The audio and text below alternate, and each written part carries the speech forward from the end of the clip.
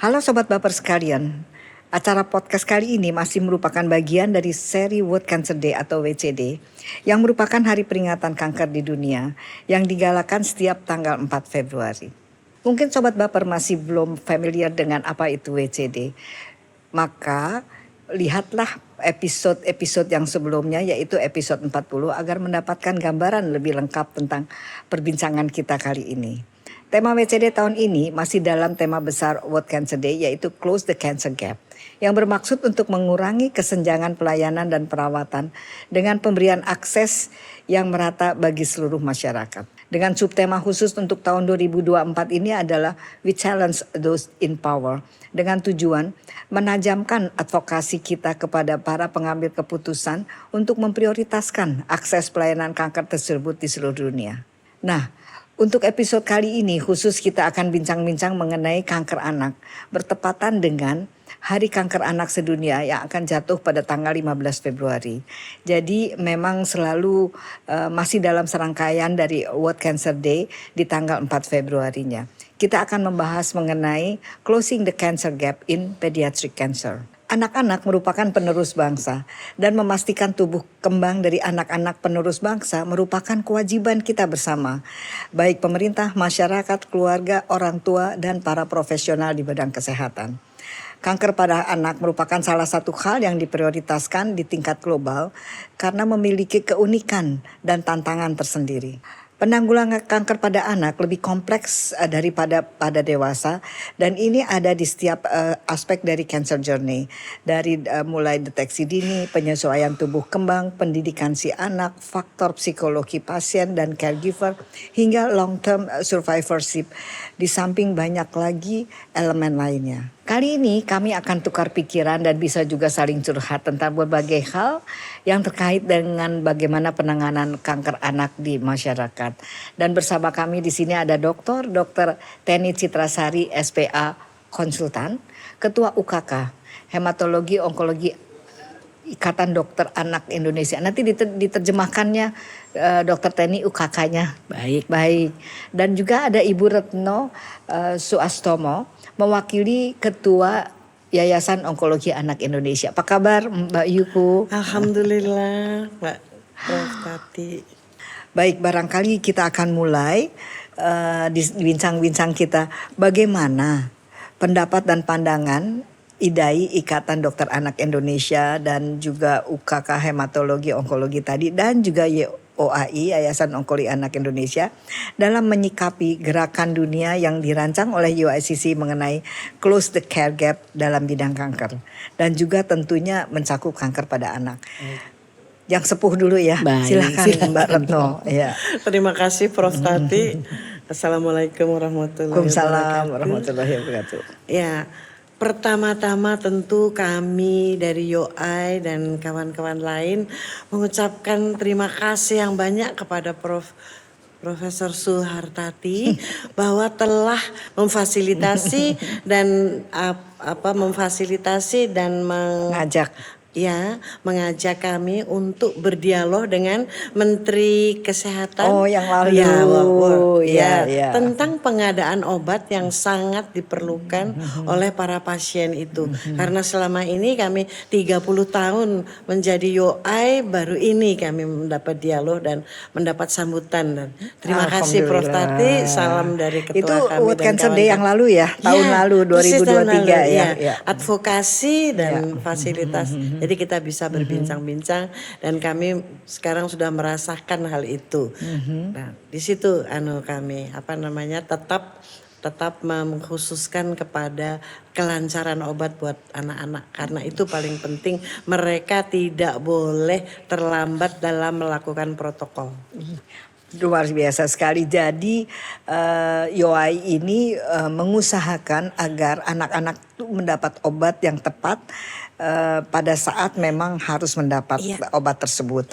Luar biasa sekali. Barangkali Dokter Teni ada bisa menyambung hal ini. Ya, baik. Terima kasih Prof. Kesempatannya. Closing the care gap pada kanker anak ini bertujuan bahwa anak-anak penderita kanker mereka harus dengan mudah mendapatkan perawatan. Jadi mungkin fenomenanya adalah kalau orang tua yang sakit dia didahulukan, tetapi kalau anak-anak nanti dulu. Nah itu yang sekarang dicoba untuk bagaimana WHO sudah menganjurkan ini memprioritaskan supaya, kali ya. Ya, jadi supaya anak-anak ini mereka tetap mempunyai akses ke pelayanan kesehatan. Nah, baik dari segi deteksi dini ya, bagaimana mendeteksi anak-anak ini dengan kankernya, kemudian kita diagnosis dengan lebih baik dan kemudian memberikan terapi. Yang diceritakan oleh Bu Retno ini adalah bagaimana salah satu upaya dari Bu Retno dan teman-teman Bu Retno itu untuk membantu pengobatan pada anak-anak.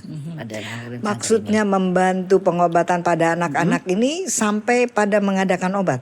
Iya, tadi yang jadi mengadvokasi pemerintah untuk bisa menyediakan obat lebih lengkap dan sebagian justru membuat obat itu di Indonesia sendiri. Jadi tidak melulu tergantung dengan luar negeri gitu. Karena hampir sebagian besar obat-obat kanker anak ini memang berasal dari luar negeri. Gitu. Memang kita harus melihat dalam penanganan kanker anak ini atau kanker secara keseluruhan memang memerlukan banyak sekali elemen untuk bekerja sama.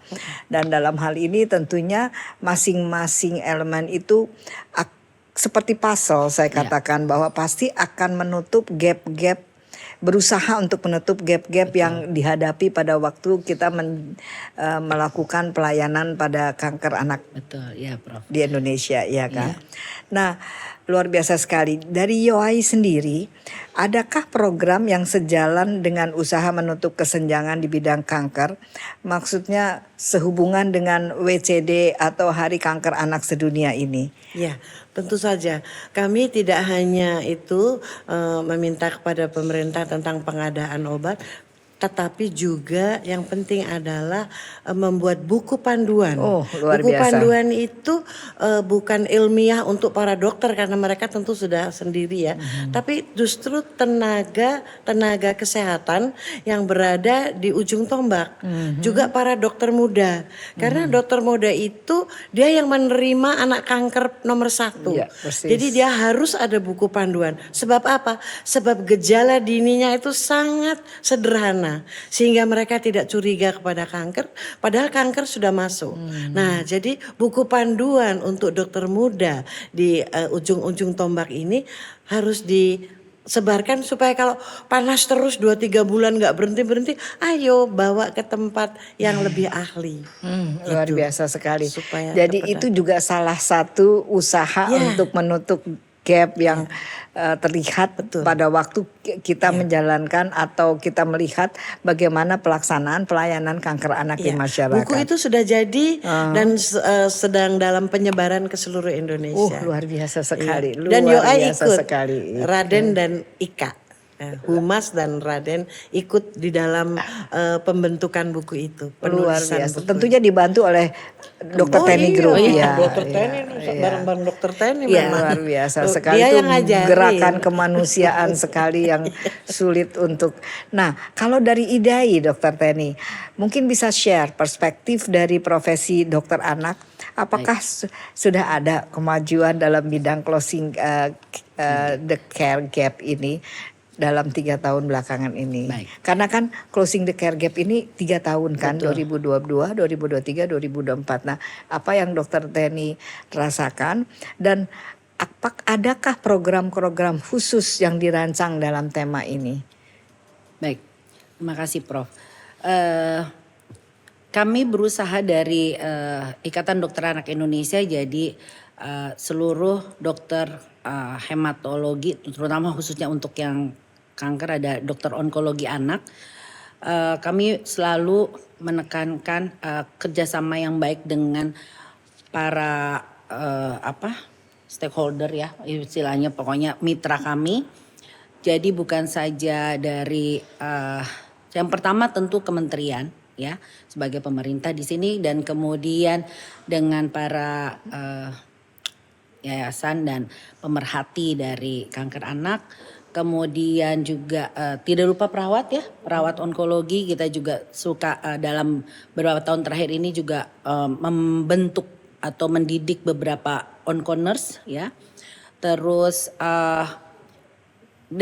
nah programnya itu adalah berawal dari tadi saya sudah sampaikan, dari deteksi dini hingga diagnosis dan berupa terapi. Yang programnya itu tentu sangat bervariasi dan sesuai dengan tahun per tahun. Kemajuannya adalah beberapa komunikasi kita banyak belajar dari masa COVID kemarin. Jadi kita banyak menggunakan telekonsultasi gitu ya. Sehingga masalah diagnosis ataupun terapi kami bisa berdiskusi dengan teman-teman onko di luar negeri. Bisa dari St. Jude mungkin sebagai pusat kanker anak ya, salah satu pusat kanker anak yang terkemuka di dunia. Kemudian dengan Tata Hospital Tata itu Memorial, salah satu ya. Rumah sakit yang cukup baik ya untuk kanker anaknya. Dan untuk Indonesia sendiri kita punya satu forum yang dibentuk juga dengan support dari kementerian dan Rumah Sakit Darmais sebagai pengampunya, yaitu ECO. Jadi bagaimana kita sharing ilmu bagi semua dari sharing diagnostik hingga ke terapi. Penelitian kami juga makin banyak, dan dari penelitian tujuannya adalah untuk pasien kita jadi tahu mana yang baik dan terbaik untuk pasien. Nah, kemudian masalah tadi Bu Retno sudah menyampaikan masalah obat, kita juga terus berupaya. Harusnya sih harapan kami yang terbaru adalah ada beberapa obat yang akan dibuat di Indonesia. Itu lumayan karena sebagiannya nanti akan tetap impor sampai saat ini. Kemudian tadi deteksi, kalau saya mundur lagi, deteksi dininya sekarang juga makin artinya mengikuti kemajuan di dunia sesuai dengan pokoknya sebenarnya prinsipnya yang disebutkan oleh Bu Retno itu adalah bukan cuma tenaga kesehatan tetapi kita sudah melibatkan keluarga.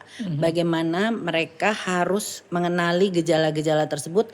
Dan kalau dulu kita cuma 6 kanker, sekarang kita 8 kanker, termasuk kanker otak. Jadi bagaimana mereka mengenali gejalanya dan segera membawa anak-anak itu ke rumah sakit, ke fasilitas kesehatan. Jadi intinya adalah meningkatkan case finding tapi lebih dini dari kanker anak, 8 jenis kanker anak tersebut. Dan juga Dokter Teni, kita pun juga membantu negara lain ya. Ya, ya Bro, betul. Jadi kita punya proyek sama-sama proyek. Ya, maksudnya Timor Leste, ya. Kanker anak di Indonesia di RSCM membantu Timur Leste. Betul. Ya kan, dan Betul. juga kita juga mempunyai, kalau nggak salah masih jalan kan proyek-proyek virtual tumor board dengan Tata Memorial Hospital. Masih sama sekali itu tadi yang saya sampaikan. Iya. Jadi Tata itu bukan sekedar diskusi, kami sudah ada diagnostik Prof dan ada juga untuk terapi. Terutama karena banyak pasien-pasien di Indonesia itu kadang-kadang sudah late stages gitu ya. Jadi kadang-kadang kami mencari apa yang bisa kami lakukan. Apa yang terbaik yang bisa dilakukan. Kadang-kadang obat-obatan paliatifnya itu Prof yang kadang-kadang nggak ada di mana-mana. Nah, tadi mengatakan bahwa obat-obat paliatif tidak ada. Barangkali ada aspek atau poin-poin tertentu yang perlu mendapat perhatian khusus dalam periode ini setelah ini untuk penanganan kanker anak. Barangkali Bu Retno dulu, apa kira-kira poin-poin yang belum tersentuh dalam penanganan kanker anak ini yang harusnya kita sudah kerjakan? Apakah misalnya shelter house atau yang kita perlukan yang perlu diperbanyak gitu, diperkuat dalam penanganan kanker anak ini? Iya, terima kasih. Kami memang sudah mempunyai shelter house selama 10 tahun, 2013 mulai, dan kami sekarang 1 tahun ini mempunyai sendiri. Baru. Iya. Saya datang kan waktu makanya. Kami Luar biasa memang sekali. di dalam YOAI ini agak unik ya. Kami kadang-kadang ditanya sama luar negeri itu dari Persatuan Orang Tua Kanker itu. Kenapa kamu membuat tempat perawatan anak? Itu kan harus negaramu yang membuat. Ya karena kami ingin cepet-cepet ya. Jadi sejak 2006 sudah membuat 500 meter di Darmais. Kemudian 2009 another 500 meter. Kemudian 2019 1000 meter khusus untuk pasien remaja. Karena anak remaja nggak mau disamakan dengan anak-anak. Mereka mengatakan itu kayak TK. Jadi mereka diberi tempat yang memang untuk menghidupkan keingintahuan tentang ilmu. Kalau anak-anak ruang bersamanya itu yang ceria, kalau yang para remaja dia lain lagi gitu. Terus itu kemudian memberikan untuk lebih mengclose cancer gapnya itu memberikan itu apheresis contact yang khusus untuk anak kecil. Jadi di 7 rumah sakit seluruh Indonesia. Luar biasa sekali. Iya, dari Manado, Makassar, Bali, Surabaya, Jogja, Bandung, Jakarta. Ya itu. Jadi 7 rumah sakit. Juga dulu sebelum RSCM secantik ini, ketika Dokter Teni masih kuliah, kami juga sudah membuat 7 ruangan untuk RSCM, 7 ruangan isolasi untuk yang drop sel putihnya ya dok, sel darah putihnya drop. Nah itu, jadi disitulah kami ikut campur tangan. Tapi kalau yang sekarang memang untuk yang ke CWD ini ya WCD. untuk WCD ini memang untuk supaya semuanya itu lumintu dan istiqomah, terutama pengobatan yang tepat, pemeriksaan yang tepat. Karena di dalam maintenance dok, apa itu namanya MRI segala itu kan nggak diganti ya sama BPJS. Jadi anak-anak suka terlambat. Luar Padahal biasa itu sangat sekali. penting. Iya. Terutama untuk tulang. Ini tulang udah mulai sakit, nggak tahu kalau MRI nggak dikasih. Kerjakan. Iya. Gitu. Luar biasa sekali Bu Retno. Jadi memang luar biasa sekali sobat baper sekalian. Bagaimana perjuangan dari Ibu Retno dan kawan-kawan di Yayasan Onkologi Anak Indonesia untuk membantu pasien-pasien kanker yang sedang berobat. Tentunya seorang anak mendapat kanker sendiri sudah sangat tidak beruntung, dan sehingga keberadaan Ibu Retno, teman-teman dari YOAI ini akan sangat-sangat bermanfaat dan sangat akan berguna untuk kesembuhan dari seorang pasien ya Dokter Teni, karena kita tahu bahwa kesembuhan dari seorang pasien kanker sangat tergantung pada keberadaan obat-obatan, sehingga semua guidelines atau panduan pengobatan yang sudah teruji bisa dikerjakan dengan sangat baik.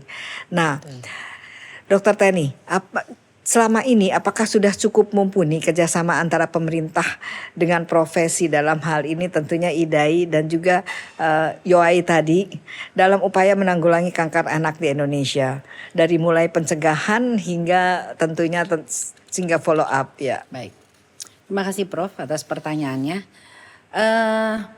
Kalau dibilang mumpuni, saya rasa kita masih harus tetap meningkatkan hal itu tersebut, Prof. Karena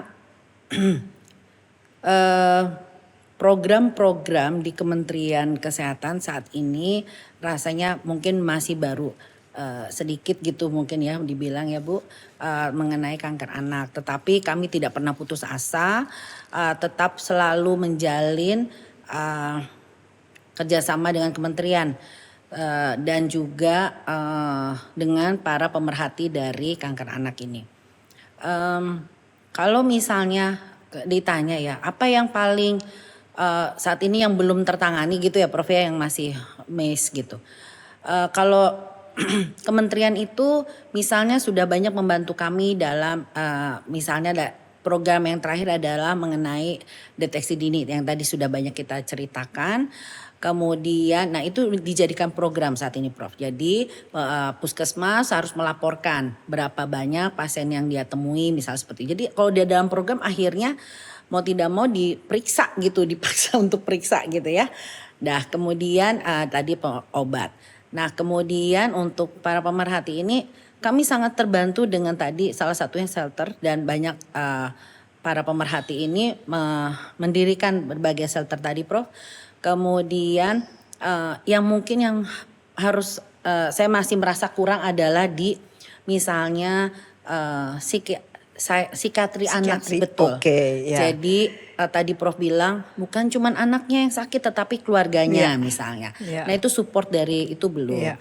Kemudian dan juga alhamdulillah dengan kemajuan ilmu makin banyak anak-anak yang survive dari kanker itu, dan mungkin sudah saatnya kami membangun ataupun membuat guideline yang bagaimana untuk para survivor ini gitu. Ya. Ya. Karena survivor ini terus terang mohon maaf belum banyak kami terlalu ini kan ya, karena kami masih terlalu fokus kepada yang Penyembuhan, sakit-sakit gitu. Jadi iya. kadang-kadang suka lupa sama yang sudah survive, apalagi sudah beranjak ke dewasa. Jadi mungkin itu yang kami harus PR kami yang harus kami bikin gitu Prof untuk hal ini. Ya. Salah satunya mungkin Dokter Teni bisa sumbang juga tentang onkofertility ya. Iya betul. Apakah Prof. para survivor ini setelah dewasa dan itu pada salah satunya, waktunya Prof, bisa betul. Melahirkan anak seperti itu, betul. Ya. Iya. Itu penting sekali, mungkin kita bisa nanti bahas sama-sama nanti kita ya. harus bikin modul lagi. Tentang onkofertility ya. Itu memang suatu yang baru yang kita harus kembangkan, dan itu menjadi masalah setelah banyak survivor dari kanker anak. Iya. Terus terang harus Dan memang kita katakan. masalahnya anak-anak ini beranjaknya di dewasa gitu, dan memang kalau saya baca efeknya itu memang di dewasa gitu, yang bukan di anak. Jadi kadang-kadang itu makanya kami mempunyai hubungan baik sih dengan para mitra kami ya, maksudnya sejawat kami di penyakit dalam, untuk bagaimana kita memindahkan ataupun monitoring follow up ini kepada mereka gitu.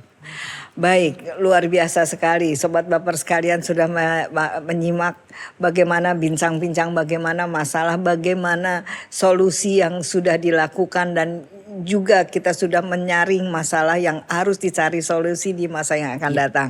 Luar biasa sekali Ibu dan juga Dokter Teni. Nah, kira-kira ke depan bariernya dan hambatan terbesar apa ya? Baik, Bu Retno dulu. Silahkan Bu Retno. Dan solusinya sekalian aja. Jadi barier atau hambatan yang kita hadapi atau kita rasakan saat ini, dan juga solusinya apa ya ke depan? Ya. Barier itu tentu yang paling utama tentu di dalam biaya ya. Karena seperti tadi belum kami terangkan juga bahwa kami sudah mempunyai CBC itu. Cancer Buster Community Survivor Kanker Anak.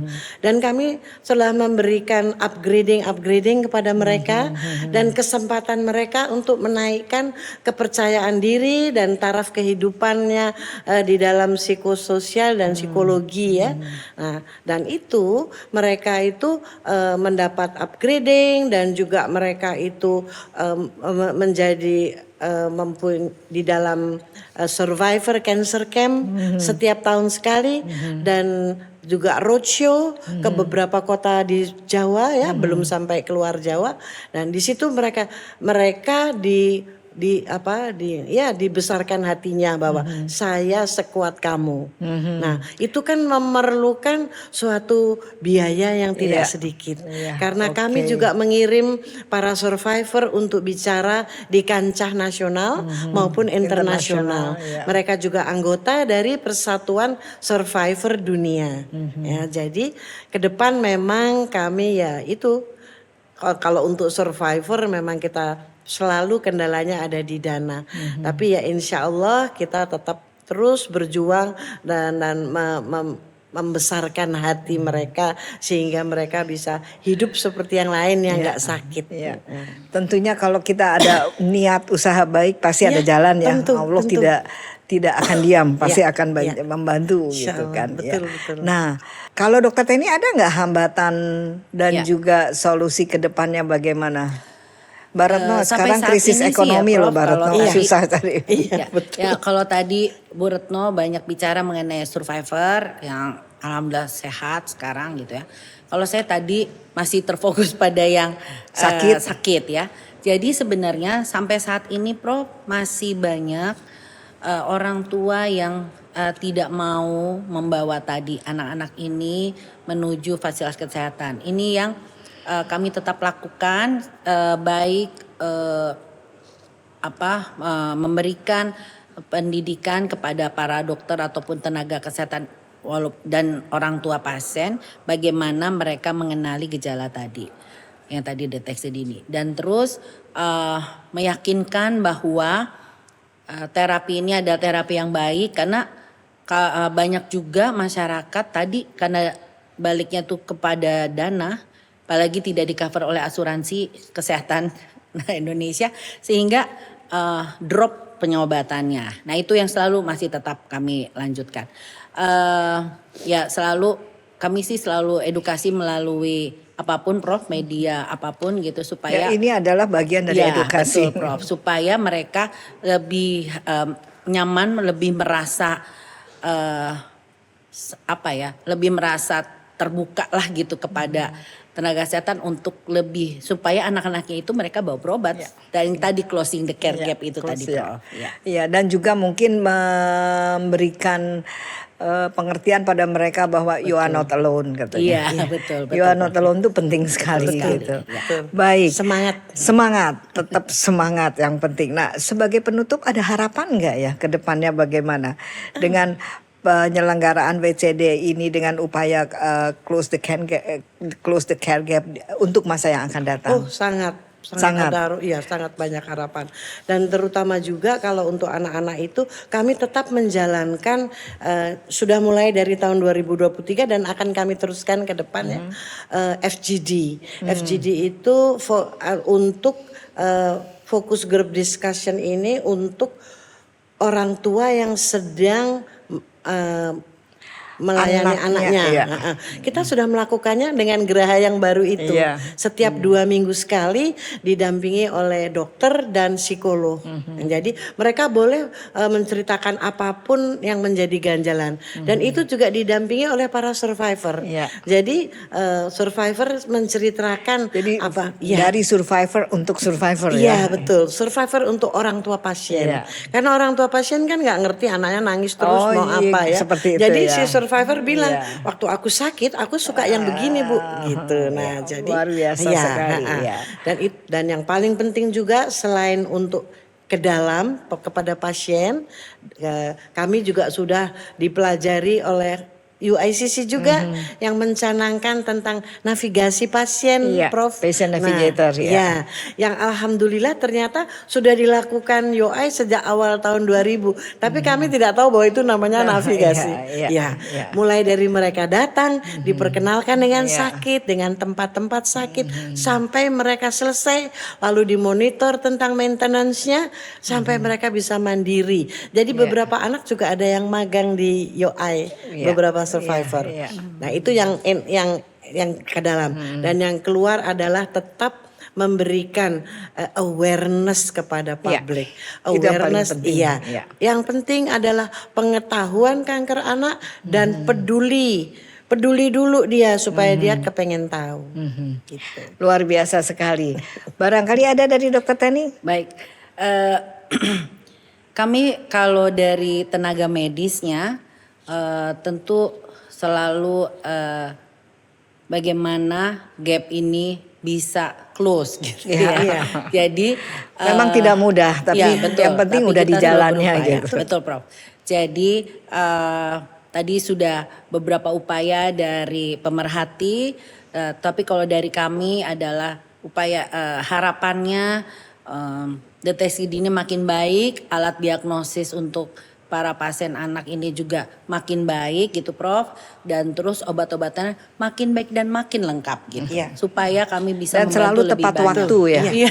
Tepat waktu paling penting. Karena kalau bukan masalah apa kalau obatnya nggak ada itu kita bingung gitu sebagai tenaga medis, saya harus kasih apa lagi gitu. Salat sehari dimarahi dokter loh Prof. Karena itu harapan kami ya, alhamdulillah mudah-mudahan dipermudah baik dari kementerian maupun para pemerhati ini supaya kami bisa menolong lebih banyak lagi anak. Luar biasa sekali. Demikianlah Sobat Baper sekalian, bincang-bincang kita dengan Dr. Teni, dengan Mbak Retno dari IDAI dan juga dari YOAI.